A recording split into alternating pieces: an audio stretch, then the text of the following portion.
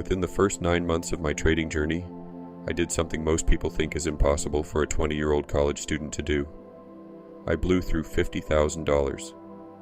Now, if you ask most traders how they blow through that kind of money that fast, they'll tell you they were stupid. They'll tell you they gambled or chased a meme coin. But my story is different. I didn't blow 50 grand because I was gambling or anything. I lost every dollar because I knew too much.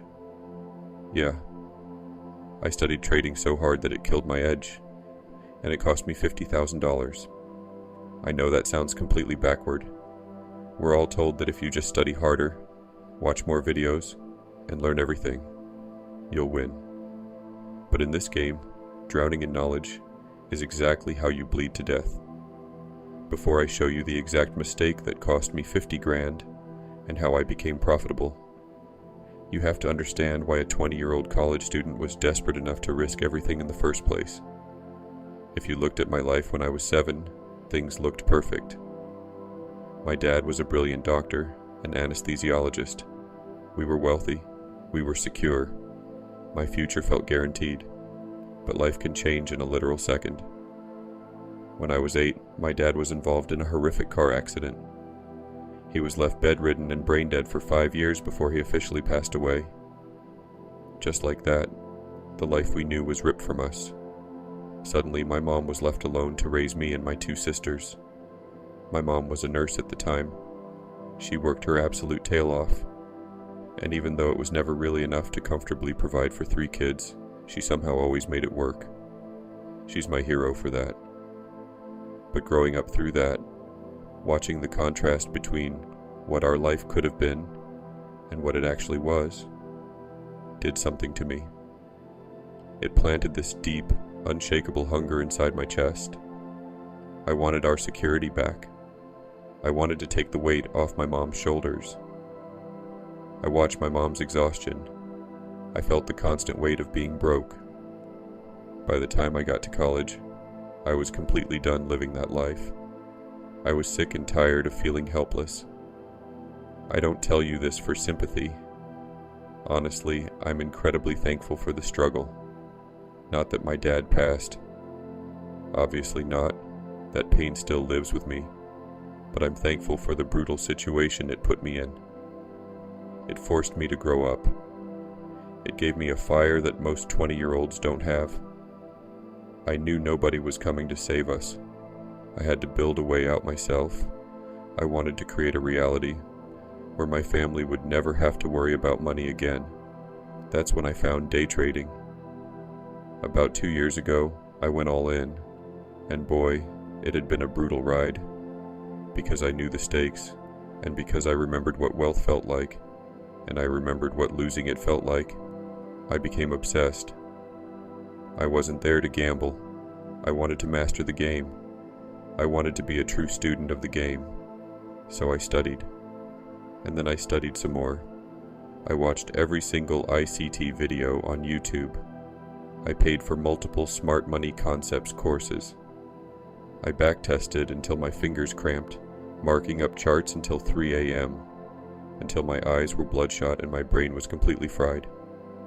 I lived in trading discords, read the books, sat through every webinar. My charts looked like NASA blueprints. I had supply zones, demand zones, POIs, liquidity zones and lines, fair value gaps, order blocks, and market structure shifts all overlapping on a single screen. If you walked into my room, you would think a genius lived there. And somehow, I was still losing money day after day, week after week.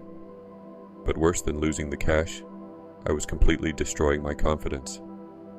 The more I learned, the worse I got. I couldn't find peace. My head was too loud. My emotions were even louder. I'd sit in front of the screen and completely paralyze myself, second-guessing every single move. Should I wait for confirmation? Was that BOS valid? Was the liquidity swept clean enough? I'd overanalyze, then hesitate, then miss the trade. Then I'd hate myself for missing it. Revenge trade the next candle to make up for it, and watch my account size chip away. Meanwhile, some guy with nothing but a simple trend line and real confidence was catching the exact same move I was overcomplicating. I wasn't actually trading the market, I was performing. I was trying to sound smart, trying to look like I belonged, trying to be right, trying to trade like I CT, trying to look like the Twitter traders posting huge days, completely ignoring what my own brain actually understood and what my own emotions could actually handle. You can drown in knowledge if you don't understand yourself. That was my painful epiphany. Trading isn't an information game, it's a self-awareness game. It's about finding a setup that makes your brain feel calm.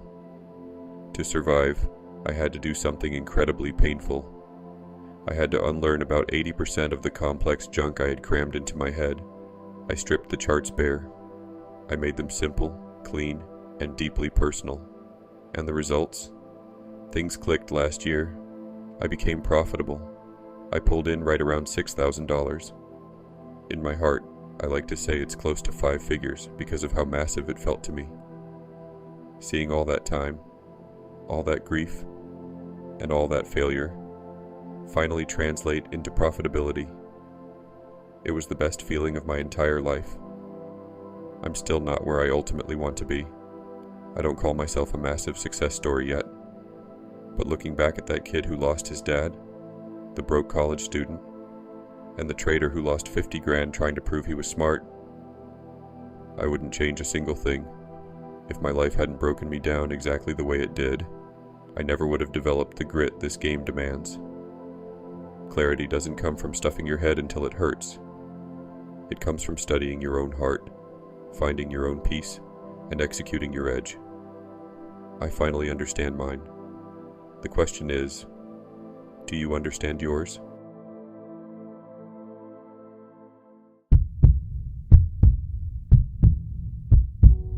I've been around the market for a little over 5 years now. I'm now finally at the point where I can say, I'm now consistently profitable. Congratulations to me. The thing that wasted the most time wasn't blowing up accounts, psychological, or any of the usual stuff people talk about. My problem was that I genuinely believed I was too smart to keep things simple. That sounds arrogant, but it's the truth. Before trading, I did really well in school. I'm clever-headed. I came from a data engineering background. I've spent my entire adult life solving complex, multivariable problems. If a machine isn't working, you don't guess. You isolate the variables, you look at the tolerances, you find the root cause, and you fix it. It is entirely logical. Input A plus input B equals output C. Every single time. When I looked at a chart for the first time, I genuinely believed I had an edge just by being me. Not in an arrogant way. I didn't think I'd be rich in a month. I knew there'd be a learning curve. But I assumed the curve was learnable, the same way everything else in my life had been learnable. By gathering more data, building better models, and outthinking the problem. Other areas of my life rewarded that approach. So when I got into trading back in late 2020, I naturally assumed the market was just another complex machine, a highly sophisticated, multi-layered puzzle. That single assumption cost me 5 years, thousands of dollars, and an unimaginable amount of sleep. I figured the people who failed were just lazy or lacked the intellectual capacity to process all the variables. I, on the other hand, had a degree, a high-paying job, and a history of brute forcing my way through difficult academic and professional systems. So, I set out to solve trading. For the first 2 years, my charts looked like a crime scene investigation. I started with basic support and resistance, but that felt too simple. Too retail, I thought. So I added moving averages. Then I added RSI to filter the moving averages. Then I discovered smart money concept and realized I'd been doing it all wrong. Later on, I learned ICT and switched to it. After a while, I added volume profile to see where the actual transactions were. If that failed, I decided I needed to understand what the big players were doing. So I learned about market order flow trading and bought footprint software and started staring at order flow and delta divergences. Then I figured I was missing the fundamental drivers. So I started tracking DXY correlations, treasury yields, FOMC minutes, and daily sentiment data. Suddenly my screens were a chaotic mess of footprint charts, cumulative volume delta, and DOM ladders. I'd sit there at 8:30 a.m. with 3 monitors open, one showing the 10-year yield, one showing market profile on the S&P, and another showing some microstructure footprint of the ES. My pre-market routine was a 3-hour doctoral thesis.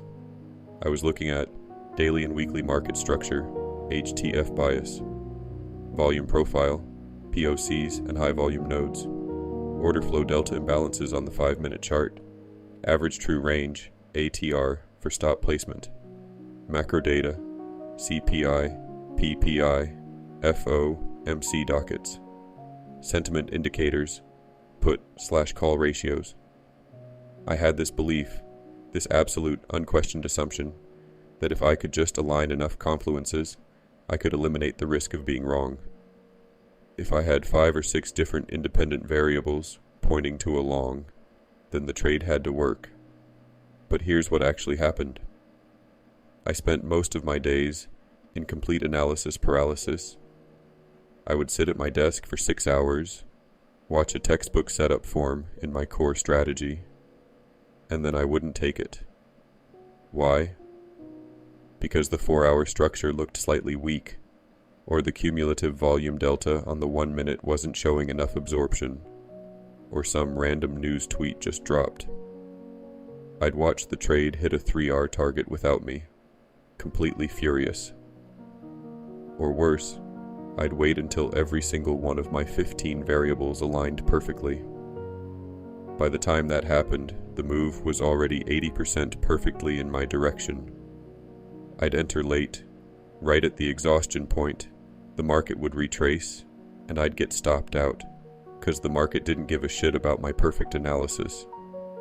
And those losses hurt brutally, because I had put so much intellectual effort into the analysis.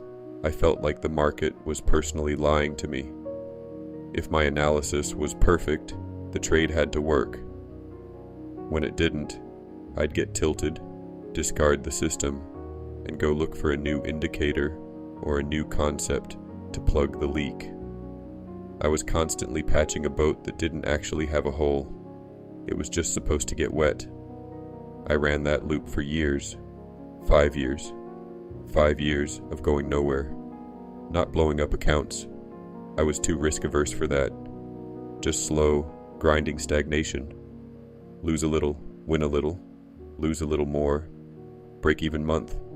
Small withdrawal because I need to pay rent. Deposit. Again 6 weeks later. Same result. The breakthrough happened because I was just too tired to keep doing the 2-hour prep.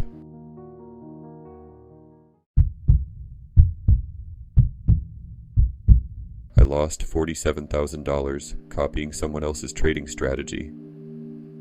I wish I could tell you it was because the strategy didn't work or because the guy selling it was a fraud. It wasn't. As far as I know, the strategy worked for him. The problem was that I spent months trying to force it to work for me, even though my life looked nothing like his. At the time, I didn't think that mattered. So, I found this guy on YouTube. On camera, he was everything I wanted to be: confident, methodical, and ridiculously profitable. I didn't just want his strategy, I wanted his results. I watched every one of his tutorial videos and took notes, like my life depended on it. He explained everything so simply that it made trading look almost predictable. I bought his $997 course and followed it religiously. He made trading look so structured that I convinced myself that if I just matched him step for step, I'd get the exact same lifestyle. I wasn't looking for shortcuts. I genuinely believed I was being disciplined. You see, his strategy revolved around trading the London Open. I live in New York, so that means I'm waking up at 4 a.m., and I've never been someone who functions well that early. But I ignored it because I thought successful people do uncomfortable things. Every morning, around 4 a.m., I would drag myself out of bed. I was torturing myself, trading half asleep, and making mistakes that a clear-headed version of me would never make. I used his exact strategies and his proven risk management, yet I was still losing money. Worse than losing the money was what it did to my life. I'd wake up at 3 a.m. with panic attacks, my chest tight, checking my phone every 20 minutes because I had overnight positions open. His strategy required it. Even though I knew I couldn't sleep with money on the line, I became someone I didn't recognize. I lost a lot of weight, stopped eating right, and stopped living right. I couldn't understand why two people could do almost the exact same thing and get completely different results. Instead of questioning whether the routine fit me, I questioned myself. Maybe I wasn't focused enough. Maybe I wasn't disciplined enough. Maybe I just needed to work harder. What I didn't realize was that trading isn't just charts and rules. It's also your personality, your habits, your schedule, your stress levels. None of those matched his. Mine were getting worse by the week.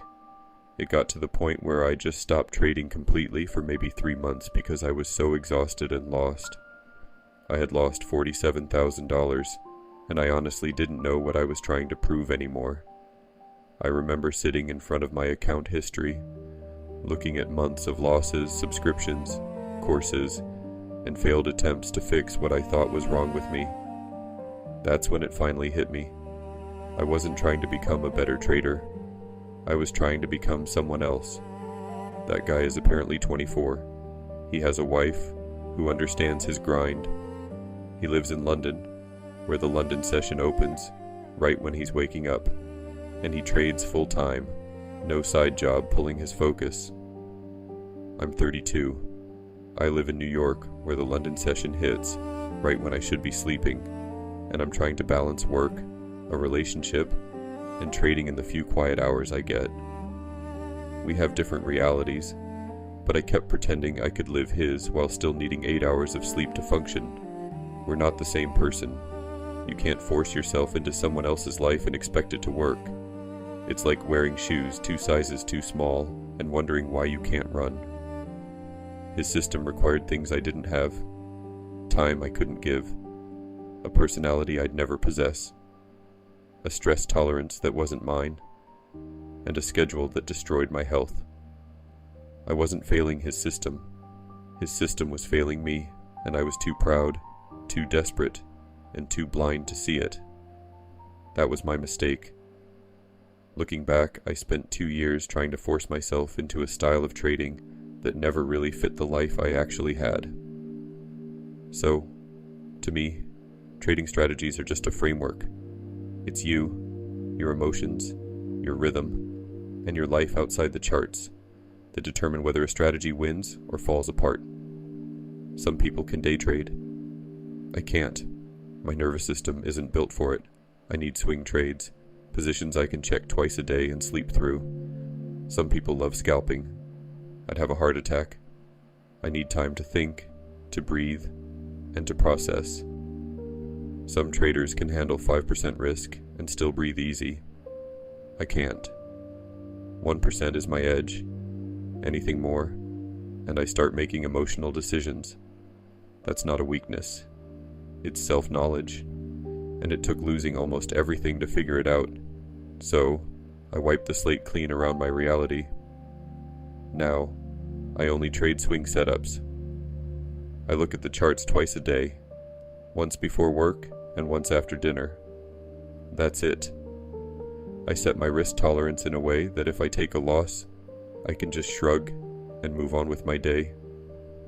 I don't trade from my phone at work. I don't touch the charts when I'm tired, and I sure as hell don't trade the London Open anymore.